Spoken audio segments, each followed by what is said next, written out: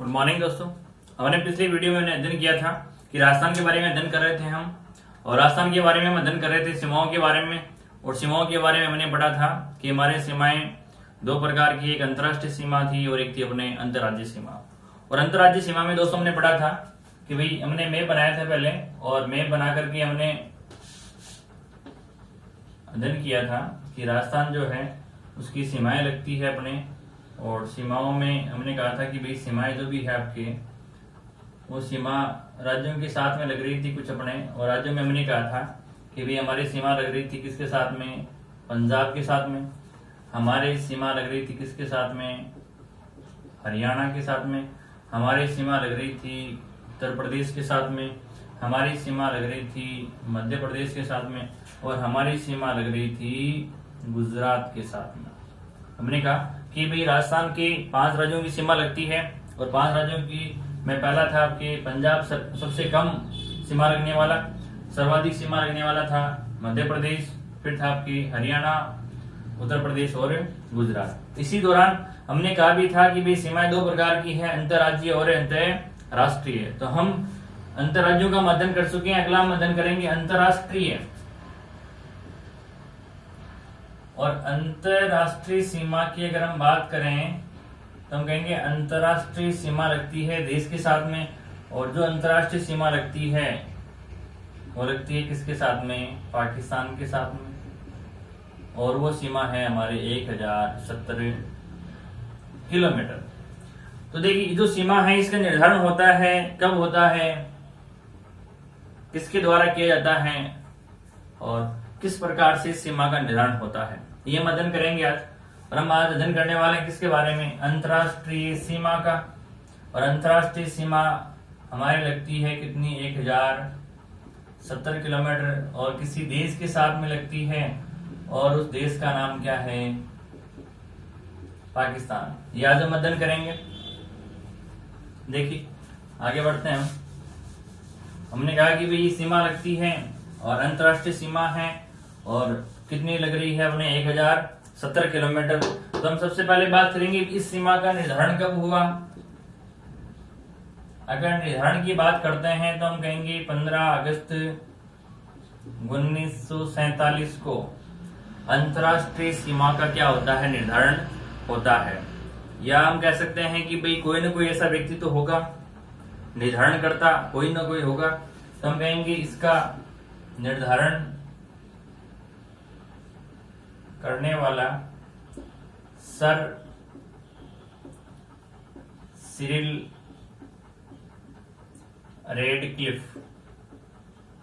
कौन था, sir Cyril Radcliffe जो थे, उन्होंने इसका क्या किया था, निर्धारण किया था। और निर्धारण करने वाले व्यक्ति ही थे सर सिरिल रेडक्लिफ जो थे, उन्होंने इसका क्या किया था, निर्धारण किया था। और हम इसको जानते हैं, इसका नाम है रेखा का, हम कहते हैं रेडक्लिफ रेखा, जो भारत व पाकिस्तान के मध्य है।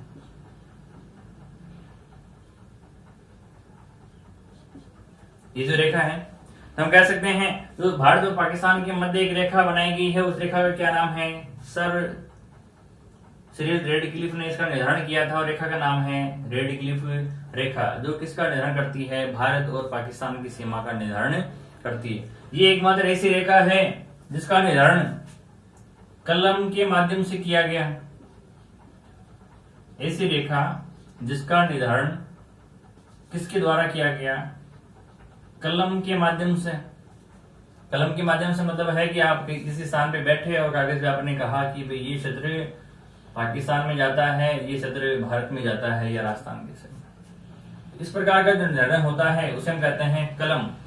इन्हें हम कह सकते हैं विश्व की एकमात्र ऐसी रेखा जिसका निर्धारण किसके माध्यम से किया गया, कलम के माध्यम से किया गया। देखिए दोस्तों आगे बढ़ते हैं और हम अध्ययन करते हैं अंतर्राष्ट्रीय सीमा। और अंतर्राष्ट्रीय सीमा में हम सबसे पहले अंतर्राष्ट्रीय सीमा का अध्ययन करेंगे विस्तार से। तो अंतर्राष्ट्रीय सीमा का अध्ययन करने के लिए सबसे पहले हम ये डायग्राम बनाते हैं, और डायग्राम के माध्यम से हम पढ़ेंगे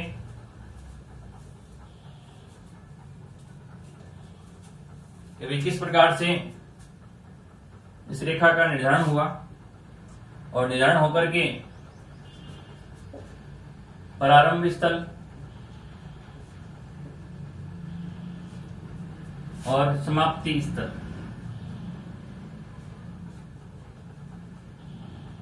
क्योंकि राजस्थान में है ये, और राजस्थान में किसी न किसी स्थान से इसका क्या होता है, प्रारंभ होता है। तो प्रारंभ हम कहेंगे होता है हिंदूमलकोट,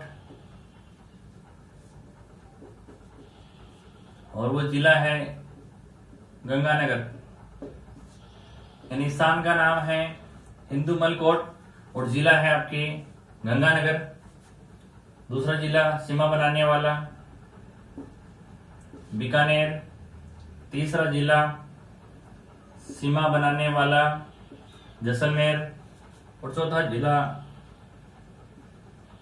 सीमा बनाने वाला कौन सा है, बाड़मेर।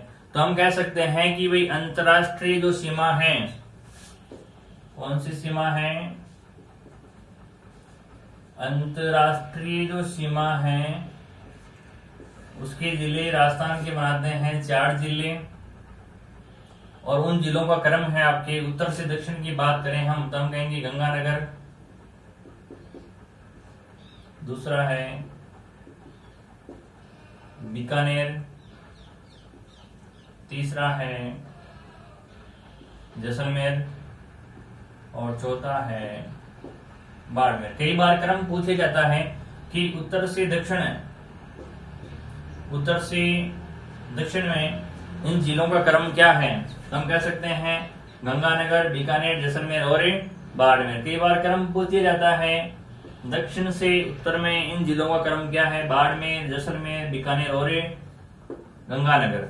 तो ये जो क्रम था, फिर हम कहेंगे कि ये जो सीमा बना रहा था प्रारंभ कहां से हो रहा था, हिंदूमलकोट से हो रहा था, और इसका अंत हो रहा था हम कहेंगे साहेगढ़,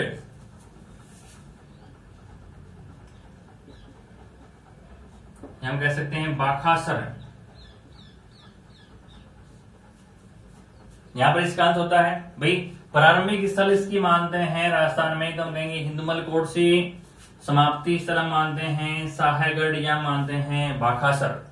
यहां पर इसका क्या होता है, समाप्ति स्थल होता है।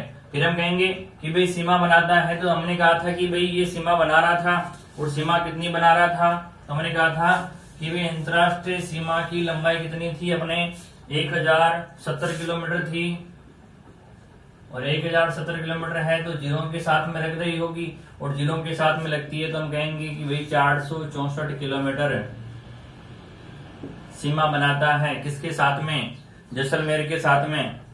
फिर हम कहेंगे इसी प्रकार से सीमा बनाता है 228 किलोमीटर, किसके साथ में, बाड़मेर के साथ में।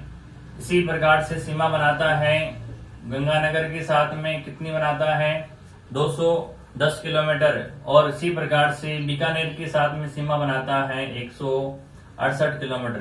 तो अपने सामने क्वेश्चन बनता है कि भाई सर्वाधिक सीमा बनाने वाला जिला कौन सा है, तो हमने कहा जैसलमेर है, और कितनी बनाता है 464 किलोमीटर।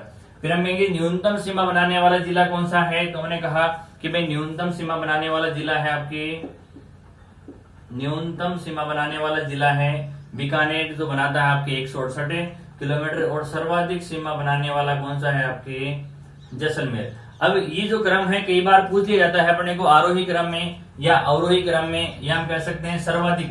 अगर सर्वाधिक की बात करें तो हम कहेंगे 464 किलोमीटर कौन सा था आपके, जैसलमेर। उत्तर से दक्षिण में क्रम पूछा था तो हमने कहा था गंगानगर, बीकानेर, जैसलमेर और बाड़मेर। अब क्वेश्चन बनता है अपने साथ में कि भाई सर्वाधिक सीमा से लेकर के न्यूनतम सीमा की तरफ आगे बढ़ते हैं हम। तो सर्वाधिक सीमा में पहला कौन सा था आपने, जैसलमेर, उसके बाद में आता है बाड़मेर, और बाड़मेर के साथ में सीमा लगाता है 228 किलोमीटर। उसके बाद में आता है आपकी गंगानगर, और गंगानगर के साथ में सीमा बनाता है 210 किलोमीटर, और तीसरा है आपकी, चौथा है आपकी बीकानेर, और बीकानेर के साथ में सीमा बनाता है 168 किलोमीटर। तो ये आजकल कई बार क्रम पूछ लिया जाता है कि भाई पहले क्वेश्चन बनता था कि सर्वाधिक सीमा वाला जिला कौन सा है, जैसलमेर 464 किलोमीटर, न्यूनतम सीमा वाला कौन सा था, बीकानेर 168 किलोमीटर। लेकिन अब क्वेश्चन बनता है क्रम बताइए इनका, तो क्रम में है जैसलमेर, बाड़मेर, गंगानगर और बीकानेर। इस प्रकार से हम किसका अध्ययन करते हैं, इन सीमाओं का अध्ययन करते हैं। अब हम कहेंगे जिस प्रकार से हमारी ये जो सीमा लग रही थी, उस प्रकार से एक देश है अपने, और देश कौन सा था अपने, पाकिस्तान। पाकिस्तान की भी सीमा लगेगी। अगर पाकिस्तान की सीमा लगती है तो मैंने कहा कि भाई सीमा लग रही थी अपने, और सीमा अपने जिले लगते हैं तो पाकिस्तान के जिले भी लगते होंगे। अगर पाकिस्तान के जिलों की बात करें तो हम कहेंगे हाँ भाई पाकिस्तान के जिले लगते हैं, अपने जिले लगते हैं तो हम कहेंगे हाँ भाई लगते हैं। तो हम कहेंगे पाकिस्तान के जिले लगते हैं आपके दो भागों में, एक तो लगते हैं पंजाब प्रांत के और दूसरे लगते हैं आपके सिंध प्रांत के। अगर पंजाब प्रांत की बात करें तो हम कहेंगे पंजाब प्रांत के 3 जिले लगते हैं, तथा सिंध प्रांत की अगर हम बात करें तो हम कहेंगे 6 जिले लगते हैं। और इनमें हम कहेंगे पंजाब प्रांत में 3 जिले हैं आपके बहावलनगर, बहावलपुर तथा रहीम यार खान। तो इस प्रकार से 3 जो जिले लगते हैं पाकिस्तान के हमारे, वो पंजाब प्रांत के हैं। और पंजाब प्रांत के कौन से हैं, बहावलनगर, बहावलपुर और अगला है आपके रहीम यार खान। तो ये 3 जिले कौन से थे, पंजाब प्रांत के।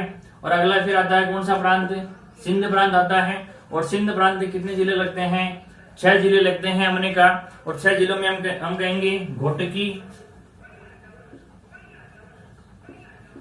सुकुरे। भाई सिंध प्रांत की बात करें हम, और सिंध प्रांत की बात करेंगे तो हम कितने जिले लग रहे हैं भाई, 6 जिले। पहला है घोटकी, सुकुरे, खैरपुरे,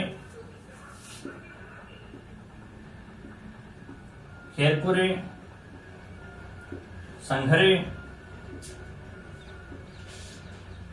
अमरकोट, थारपारकर।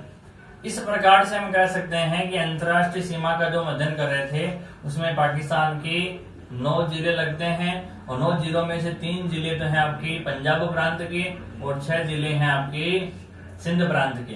पंजाब प्रांत में मैंने कहा था कि भाई 3 जिले थे, बहावलनगर, बहावलपुर और रहीम यार खान। सिंध प्रांत की हमने बात की तो हमने कहा सिंध प्रांत में घोटकी, सुकुरे, खैरपुर, संगरे और अमरकोट तथा थारपारकर।